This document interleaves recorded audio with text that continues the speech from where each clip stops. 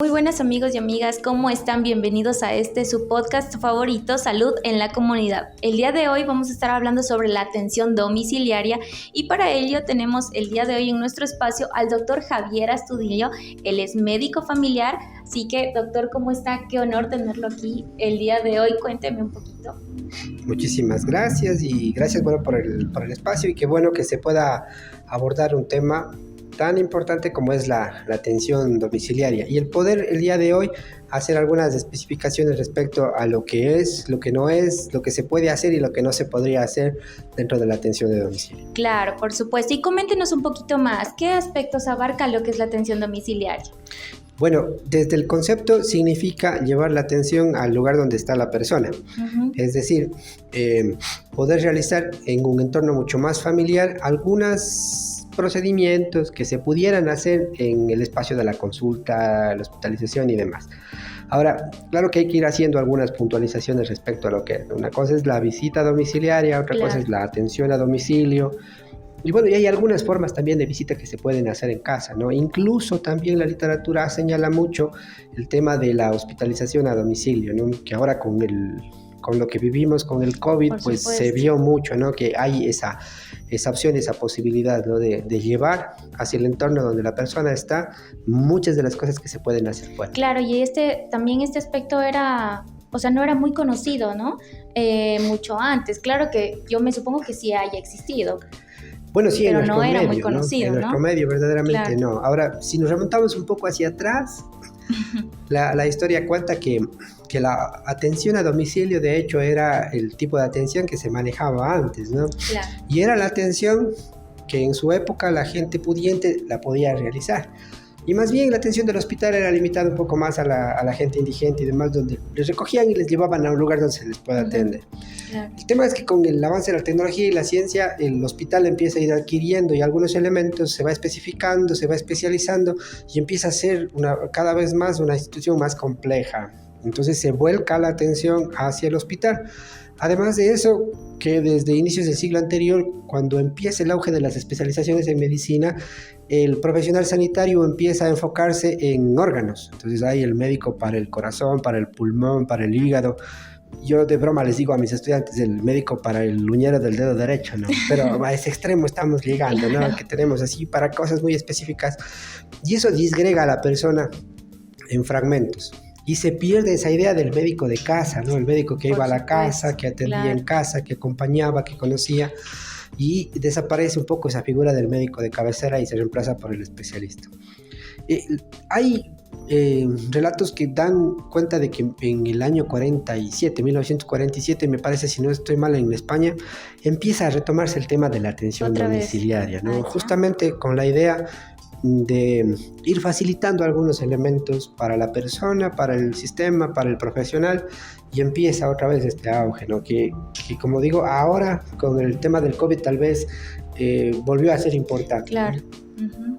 Y a ver, ¿qué aspectos abarca dentro de lo que es esta hospitalización o qué rangos de edad, o sea, tienen acceso o bajo qué circunstancias? En principio cualquiera que requiera un procedimiento, una atención, un seguimiento, una curación, lo que pueda hacer, que pueda ser manejado a nivel de casa. Claro. ¿Ya? Entonces, a ver, hay algunos tipos de visitas al domicilio, ¿no? Yo puedo hacer una visita epidemiológica, por ejemplo. Muchas veces hay la sospecha. Yo recuerdo cuando habían estos estudios que hacíamos por el tema del H1N1, el H3N3 y todas estas cuestiones que hemos ido viviendo. Claro. Entonces la visita epidemiológica se hace a la casa para buscar a la persona que está con la enfermedad por el riesgo de que vaya hacia los demás, ¿no? Pero esa es una visita con ese fin. La otra es la atención a domicilio, que significa que yo llevo todo lo que hago en el centro de salud, en el consultorio, a la casa. Y la otra es la visita domiciliaria integral, que tiene una idea un poco más profunda que lo que es la atención domiciliaria pura, ¿no? O sea, porque en la visita domiciliaria integral yo no hago lo mismo que hago en el consultorio, porque en el consultorio probablemente nos enfocamos a lo mejor en el problema por el que llega la persona, los 5 o 10 minutos que a lo mejor se tiene, 15 o 20, ¿sí? Y damos una alternativa. Pero en la visita domiciliaria, aparte de ver ese problema, vemos la dolencia y analizamos el entorno de la familia. Ya, justamente eso quería conversar, si se hace un estudio también a nivel de núcleo, Claro. el entorno y que, por ejemplo, ¿qué pueden ser aspectos como cuáles son los factores de riesgo, por ejemplo? Claro, o sea, es algo bastante invasivo, ¿no? Porque a la final uno va a la intimidad de la persona. Por supuesto. No a todos les gusta que todo el mundo entre a su hogar, a su entorno. Sí. Es algo privado mío, de pronto tengo ahí mi desorden, mis cosas, pero es el medio en el que yo estoy y que de alguna manera condiciona los procesos de salud y de enfermedad. Claro. Entonces es importante el poder realizar esta visita porque uno ahí puede directamente observar cuáles son esas condiciones del entorno que de pronto están influyendo en la salud de la persona. Por supuesto. Puedo yo visitar el entorno para conocer cómo es la casa, para poder de alguna forma con ellos llegar a acuerdos sobre el tratamiento, llegar a acuerdos sobre adecuación del domicilio, llegar a acuerdos sobre compromiso de los demás para el proceso de recuperación de la persona. Entonces, es una manera de conocer el entorno del ser humano que está enfermo y un poco comprender el contexto en el cual él se mueve. Claro. ¿Sí? Y eso ayuda mucho. Ahora, esto no se puede hacer así de buenas a primeras, ¿no? Entonces requiere un proceso un poco más. Una evaluación, me supongo, ¿no? Y más que nada el poder generar ese clima de confianza como para yo ir a la casa de la persona. Es que también sí, esa parte de yo crear ese vínculo con mi paciente, por así decirlo, incluso con las personas que le rodean a mi paciente, es un poco complejo, pero también es muy necesario, ¿no? Claro, o sea, yo ahí sí compararía, ¿no? O sea, nosotros no invitamos a la casa a cualquiera. Por supuesto. Sí, claro. Menos a un extraño que va a venir a juzgar lo que tengo en la casa y me va a decir lo que estoy yo haciendo mal y va a ver cómo está mi casa y claro. No. Entonces, para llegar a ese extremo de confianza se necesita haber establecido una relación previa y programar, ¿sí? Entonces, la visita tiene un método y una forma de realizar, ¿no? E incluso hay mucha literatura que habla sobre las buenas prácticas de visita domiciliaria y es algo que sí, incluso nuestro modelo de atención contempla, ¿no? Ya. Bueno, y aquí, ¿cómo es que funciona esto más o menos? O sea, ¿se dirige ya la primera visita y luego ya se coordina para cuándo es la siguiente o es ya netamente opcional? Claro, a ver, desde el punto de vista público, se demanda del personal de salud que organice las acciones tanto dentro como fuera de la institución. Uh-huh. Entonces, hay la obligación de planificar este tipo de encuentros. Pero como digo, las perspectivas son distintas, ¿no? Yo puedo irme a la casa para llenar una ficha que me va a dar datos generales sobre la familia, cuántos son, qué animales tienen, cómo es la casa y algunas cosas así medio externas. Pero ese es un dato a lo mejor estadístico puro. ¿Ya? Yo en función de eso puedo conocer cuántos son, más o menos hacerme una idea y en la consulta detectamos alguna situación que amerite hacer un estudio más profundo. Entonces, esto obliga a que uno cree el clima y el ambiente para planificar con las personas una visita al domicilio o para hacer un seguimiento a alguna enfermedad. Uh-huh. O puede ser también que tengamos una persona que por A o B circunstancia no pueda movilizarse, entonces forzosamente requiera que nosotros vayamos a hacer una atención a domicilio. Entonces ahí llevamos todo lo que se puede hacer en el consultorio, en el centro, a la casa y hacemos una atención, ¿ya? Y podemos aprovechar el tiempo también para hacer una visita. Entonces ahí perfecto. Tendríamos que hacer esa diferenciación, ¿no? Yo llego, atiendo el problema, la enfermedad, la dolencia y en la visita veo más allá. Entonces hago una valoración un poquito más grande, ¿no? Entonces ahí sí, ya sabemos decir nosotros que los médicos de familia somos medio chismosos en ese sentido, pero no es con la idea de juzgar, sino más bien de comprender el entorno, claro, ¿no? Esa es la intención. Claro, este tema realmente es súper interesante, sobre todo por el hecho de que, bueno, al menos en el medio no se lo conoce mucho, pero podemos seguir conversando después de este pequeño corto.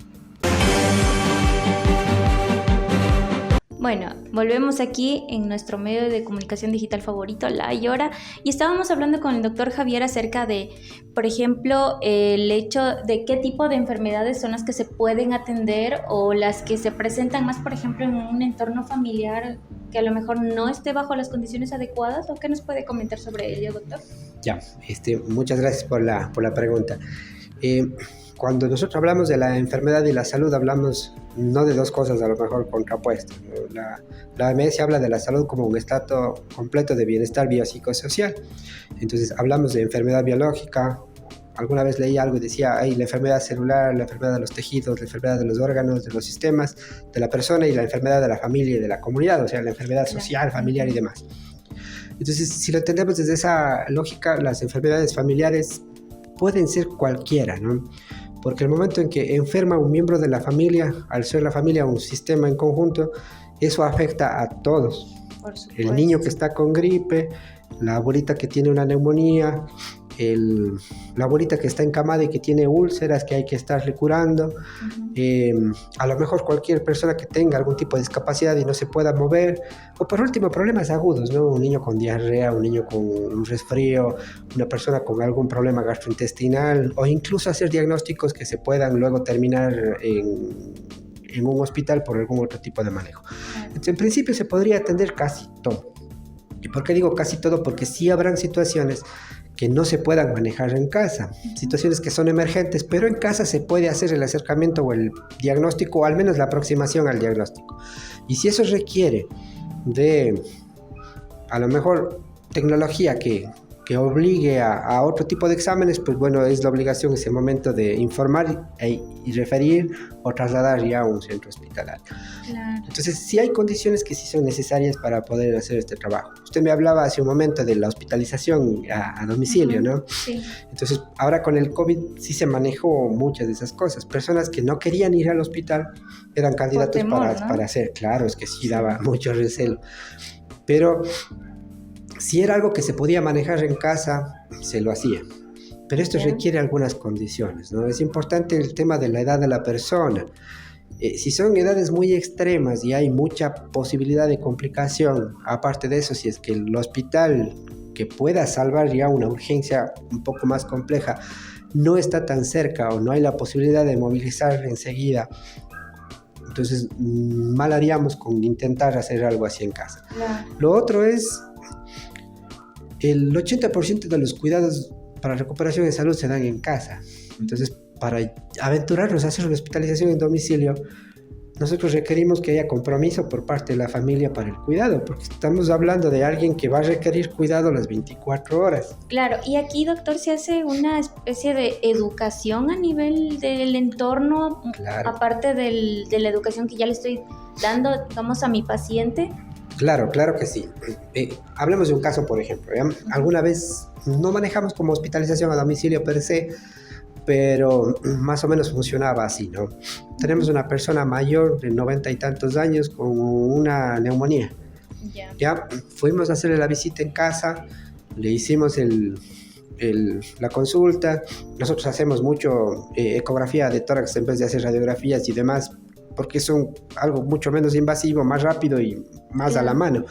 Le hicimos una ecografía de tórax, encontramos una neumonía en ella, empezamos tratamiento antibiótico. Entonces necesitábamos darle eso, hacerle inhalaciones, hacerle nebulizaciones y demás.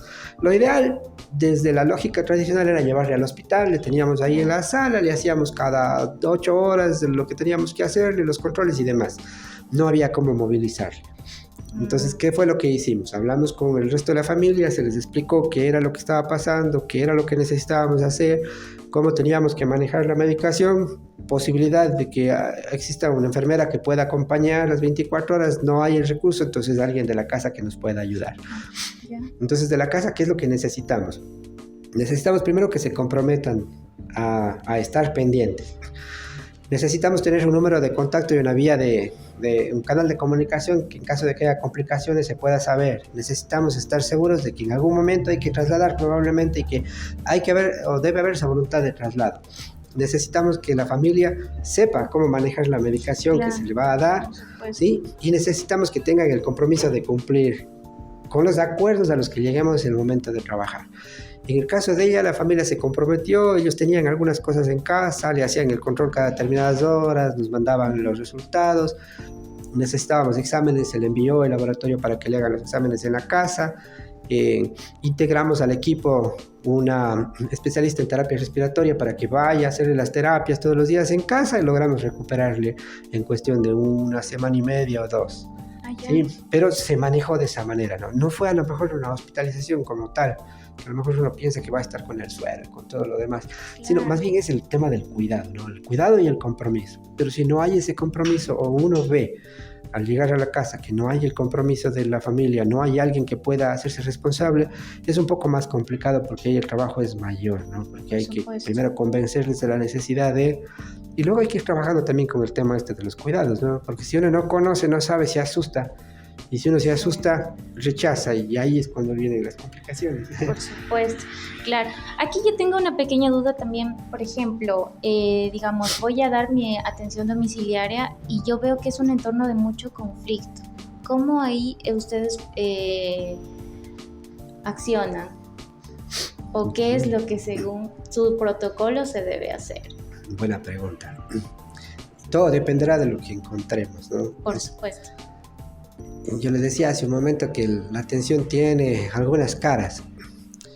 Entonces, si es que fuera un entorno de violencia, por ejemplo, ¿no? Yo digo, ya, entonces ahí ya tenemos que irnos por el tema un poco más legal, ¿no? Estoy obligado a hacer o a denunciar o dar el aviso a las autoridades, sobre todo cuando son menores de edad. Claro. Entonces, esos aspectos se los debe considerar. Y lo otro es verdaderamente que no se puede a veces hacer todo en una sola vez. Un error común que a veces se tiene desde la perspectiva médica es querer arreglar todo en una sola visita, en una sola consulta. Claro. Y eso tal vez es una característica dentro de la medicina de familia, el que se ha llegado a entender que uno tiene toda la vida para ir haciendo las cosas, ¿ya? Y que las personas van a estar acompañadas durante todo el tiempo, ¿no? Nuestra especialidad se caracteriza por eso, porque uno acompaña a la persona en todas las etapas del ciclo vital.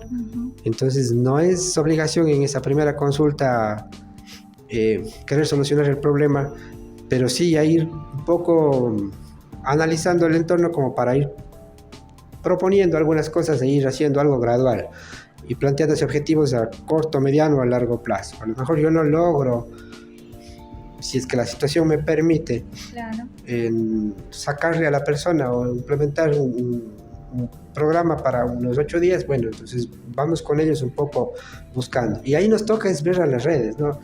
La literatura dice incluso que la visita domiciliaria se debería integrar a los vecinos, a los amigos y demás. Tal vez esto sea un poco más invasivo, pero a lo mejor no les metemos a todos ahí en la casa, pero sí vemos el lugar, ¿no? ¿Quiénes pueden ser las redes de apoyo de esta persona, para esta, ¿no?, persona? Claro. ¿Con quién podríamos contar de cerca? ¿Algún otro pariente o alguien que pudiera ayudarnos a entrar en esa familia? Entonces, todos esos elementos hay que irlos buscando. Claro. Y bueno, sí, es importante también poder tener este conocimiento sobre esto, ¿no? ¿Qué es lo que puedo hacer en el caso de que se presente esto? ¿Cómo puedo yo actuar frente a esto, verdad? Entonces siempre también es bueno tener esta información, incluso el saber que puedo empezar a trabajar de manera multidisciplinaria, ¿no? Claro, o sea, el profesional médico tiene la obligación de armar una red de trabajo, ¿no? Y saber en caso de que necesite algo con quién puede contar, tener un centro de referencia donde el cual pueda trabajar, tener instituciones alrededor que puedan permitirle ofrecer esto, ¿no? Mal haría yo como ofrecer una hospitalización a domicilio si no tengo un centro donde pudiéramos, en el caso de alguna resolución urgente, a lo mejor para la posibilidad de hacer exámenes de laboratorio, porque recuerden que cuando estamos haciendo la visita estamos haciendo también diagnóstico, ¿no? Entonces probablemente sí, ¿para qué? Entonces todo eso debemos nosotros tener programado y planificado. Por eso es que la visita parte de una programación, una planificación, una ejecución y una evaluación, que es lo que se hace al final. Entonces esa secuencia obliga a tener un plan, una ruta para, no estandarizado porque no todas las casas, las familias son iguales, pero sí unos mínimos necesarios como para decir estamos cumpliendo con todo lo que se requiere en una visita a domicilio. Realmente ese tema es muy bonito también de poderlo hablar y muy amplio, pero vamos a continuarlo después de este pequeño corte. Muchas gracias. Y estábamos hablando hace un momento sobre lo importante que es también el trabajo multidisciplinario y qué hacer en caso de que pues, se encuentre alguna situación en la que realmente mi paciente a lo mejor no esté en las mejores condiciones, pero también pasemos a otro tema. Por ejemplo, yo había escuchado a algunos compañeros que yo tenía que eran de medicina, que ellos decían que odiaban mucho ir a las visitas domiciliarias. ¿Cuál es el estigma referente a esto? Hay algo dentro del médico que le hace pensar que la medicina fuera del hospital no existe. ¿Ya? Entonces se toma a la promoción y a la prevención de salud como algo que no es científico y que no amerita el esfuerzo del profesional. Pero si entendemos bien a la promoción, si entendemos bien a la prevención, son elementos clave en el cuidado de la salud.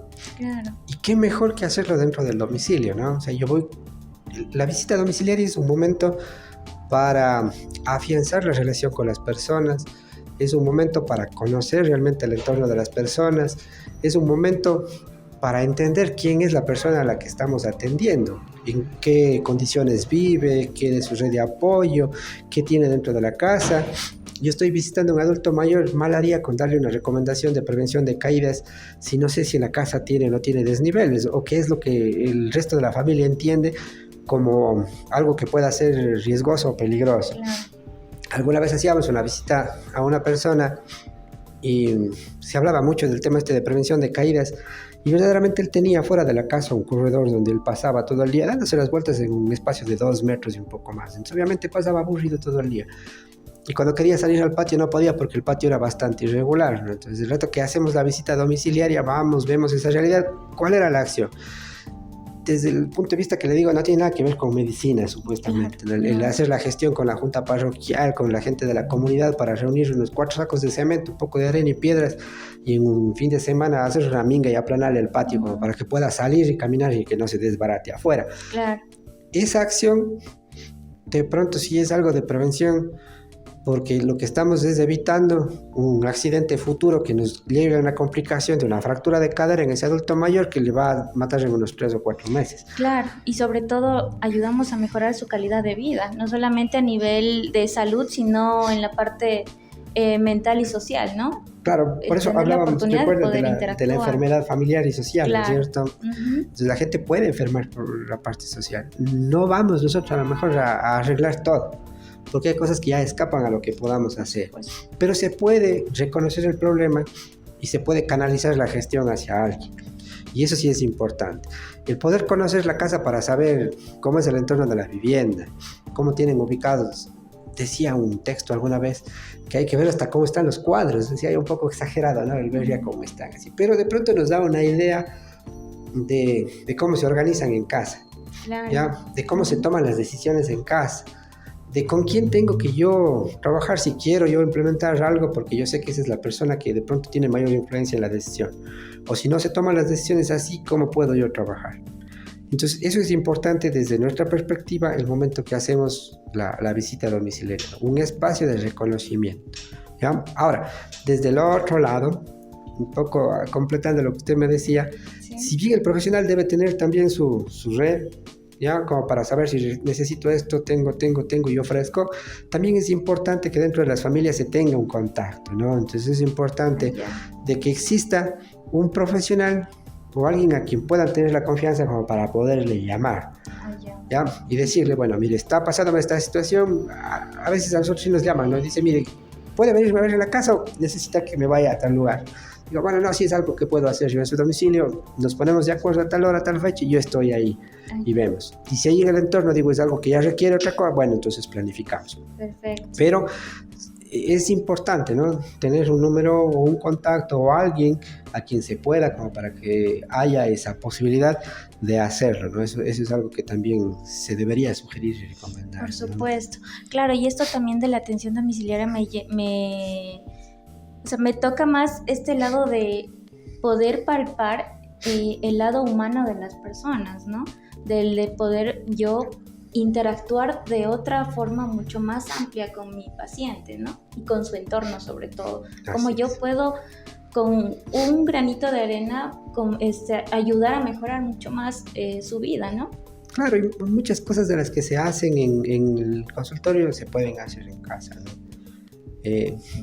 Hablábamos el otro día con un compañero y decíamos, el parto originalmente se atendía en casa, ¿no? Y se atendía con la señora en una posición cómoda. Los franceses en la Edad Media empezaron a acostar a las mujeres por comodidad del obstetra. Pero el parto natural es en cuclillas y demás, y eso se está volviendo ahora. Sin embargo, el aventurarse a hacer un tipo de atención de esas sí requiere tener un centro de apoyo ante cualquier urgencia o emergencia. Pero lo ideal sí sería hacerlo en casa, ¿no? El hecho, por ejemplo, de acompañar a las personas en sus últimos días de vida, ¿sí? Qué mejor que sea dentro del domicilio, con los cuidados que se pueda dar, con el entorno familiar, el poder visitar la casa, el preparar a la familia para el deceso de la persona, el hablar con ellos para el duelo y un poco más, el ir organizando ese momento tan difícil para que pueda ser asimilado de mejor manera, es algo que solo se puede hacer dentro de casa, ¿no? A diferencia de que fallezca en el hospital, donde están todos desconocidos y demás. Entonces, cositas así que sí se pueden ir manejando desde el entorno domiciliario, ¿no? Y la otra, lo de los problemas agudos, obviamente la hospitalización, por ejemplo, en casa durará mientras dure el proceso agudo, ¿no? Si eso ya se cronifica o requiere mayor cuidado, hay que plantear la posibilidad. O sea, no es que se haga lo uno o lo otro. Se hace, pero con la posibilidad de pasar a otro lado, ¿no? O hacemos el inicio en el hospital y hacemos la continuidad en casa, todo dependiendo de las condiciones de la persona.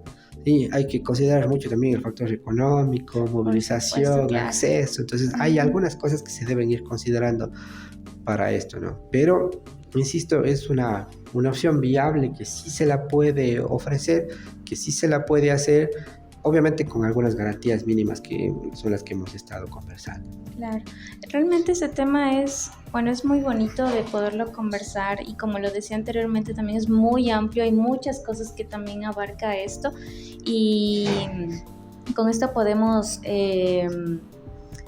concluir como que esta atención domiciliaria realmente cambia mucho una vez que tú puedas conocer un poco más sobre esto, el saber que yo puedo tener esa oportunidad de poder ayudar a mi paciente en el caso de que, por ejemplo, no ¿cómo puedo decir? No tenga esta posibilidad o esta opción de poder acudir a un centro hospitalario, ¿no?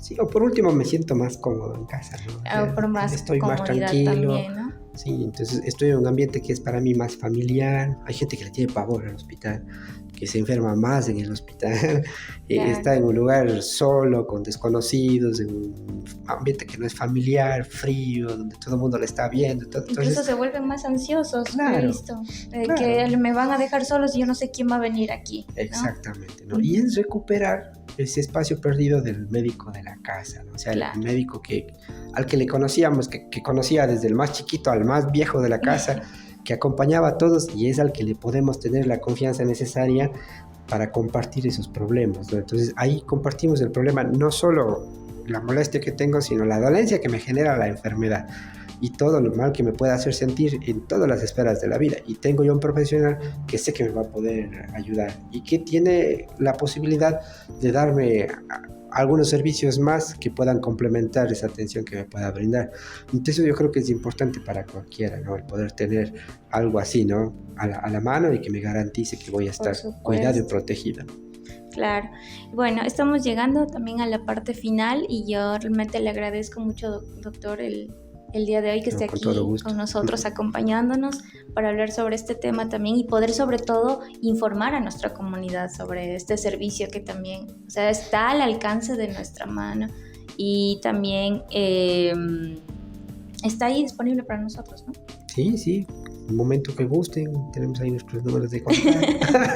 Claro, para cuando gusten, sí, pues desde el centro igual nosotros ofrecemos también la visita domiciliaria, la atención en el centro, estamos prestos para cualquier tipo de inquietud o ayuda que esté en nuestras manos, ¿no? Muchas gracias por el espacio. Muchas gracias a usted, doctor, y también muchas gracias a todas las personas que nos siguen aquí en nuestro medio de comunicación digital favorito, La Ayora.